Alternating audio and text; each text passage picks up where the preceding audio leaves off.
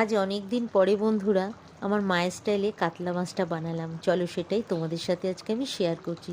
সবার প্রথমে মাছে নুন হলুদ মেখে মাছগুলো ভেজে নিলাম, আর ভেজে নিলাম কিছুটা আলু লাল লাল করে, আর ভেজে নিলাম কিছুটা পেঁয়াজ লাল লাল করে, আর তারপরে পেঁয়াজটা আমি বেটে নিলাম।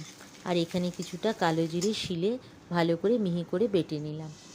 তারপরে ওই মাছ ভাজার তেলে দিয়ে দিলাম রসুন আদা কাঁচা লঙ্কা বাটা, বেশ ভালো করে একটু ভেজে নিলাম যতক্ষণ কাঁচা গন্ধ না চলে যায়।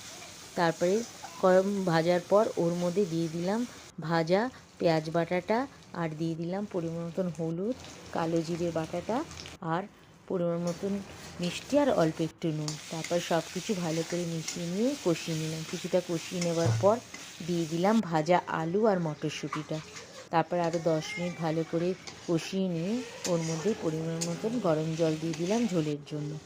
তারপরে সব কিছু ভালো করে মিশিয়ে নিয়ে ওর মধ্যে পরিমাণ মতো নুন দিয়ে দিলাম। নুন দিয়ে দেওয়ার পর ঝোলটাকে 10 থেকে 15 মিনিট ভালো করে ফুটিয়ে নিলাম।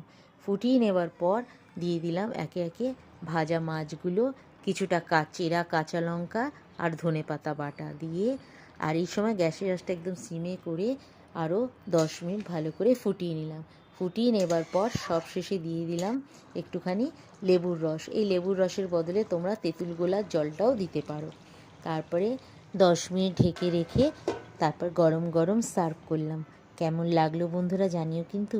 ভালো লাগলে একটা লাইক শেয়ার কমেন্ট করো, আর তোমরা কে কোথা থেকে আমার ভিডিও দেখছো সেটাও একবার কমেন্ট করে জানিও বন্ধুরা। তোমরা সবাই ভালো থেকো, সুস্থ থেকো। আজকের মতন টাটা।